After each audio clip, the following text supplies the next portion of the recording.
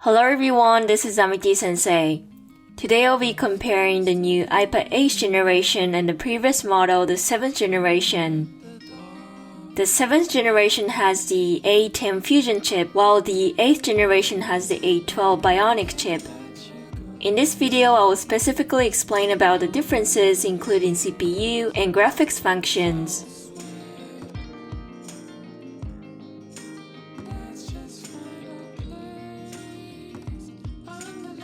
On the left we have the 7th generation, and on the right we have the 8th generation. I'm going to open up a design app first. Look at how fast the app opens. The 8th generation on the right is already finished, and the 7th generation is a bit slower. I have a pre-made image ready, so let's open this up. It's small, but you can see that the 8th generation opens in a bit faster. Let's try zoom in. Honestly, I can really tell the difference here. I thought the 7th generation would be a bit slower, but both are pretty quick. What was really different was the path. Right now I'm using iPaddesigner, which is an app that uses vector graphics. In both of these pictures, it's using quite a few paths, and each one has an anchor point that you can play with and change the shape. Can you see how laggy this is? It's pretty slow. The 7th generation struggles with this a bit. But when I try this with the 8th generation, it's pretty smooth. Isn't that really cool? Even if I speed up, it stays smooth. Dealing with paths tends to be tough, so it's a big help that it's so smooth. And if you compare the two, you can see that it's pretty different. The 7th generation almost looks like it stops, but the 8th generation is really smooth. So you can really see the graphics upgrade and things like this. The smoothness is also pretty different when you're changing colors. When you spin this color wheel, the colors change. But when you do it here, you see, it's laggy and you can kind of see these squares. You'd think it would be smooth, but here it's pretty rough looking. With the 8th generation though, you can see how smoothly the colors change, right? When you do them together, it's obvious, they're completely different. The 8th generation looks so good, it's so smooth. This is the power of the A2 Bionic. The graphical power is 2 times as good, and you can see it here. I also gave Lightroom a try. Lightroom has a color change feature. It lets you change just the color of the jacket. You might not be able to tell on the screen, but the color changes on the 7th generation feels more clunky, but they're really smooth on the 8th generation. It's not so big of a change that you notice it, but for people who work with photos and editing, they will definitely feel the difference. Next we will look at a video editing app. This is LumaFusion, which is an app marketed mainly to professionals. We are going to load a 4K video. This is the same project file. We are going to display both of them under the same conditions.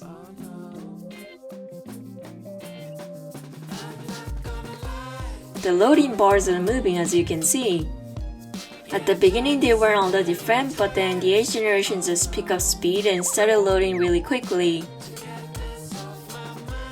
In the end, the 8th generation loaded the video in 2 minutes and 24 seconds, while the 7th generation took 3 minutes and 9 seconds. Pretty different actually, almost a 30 seconds difference. The video itself is about 2 minutes long, and there was a 30-second difference for a 2-minute file. I think this will be even longer for a longer file, but I think it's still a big gap for this length. You can edit 4K videos in the 8th generation though, so you don't need to worry. This is kind of surprising actually, so try editing on the 8th generation. When you're talking about testing processing power and graphics, games are really good for that, so I tried playing one.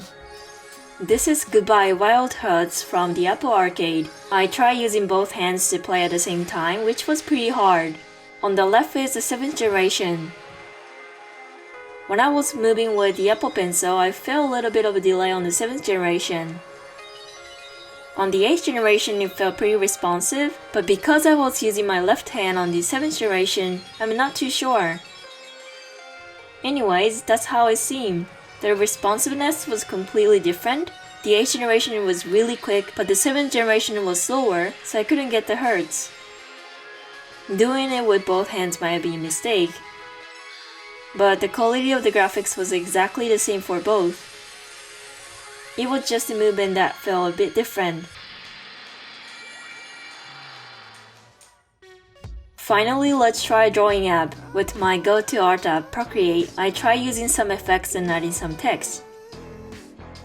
I've talked about this before, but when it comes to art apps, all of the different generations are pretty much the same. They're all smooth and they work really well.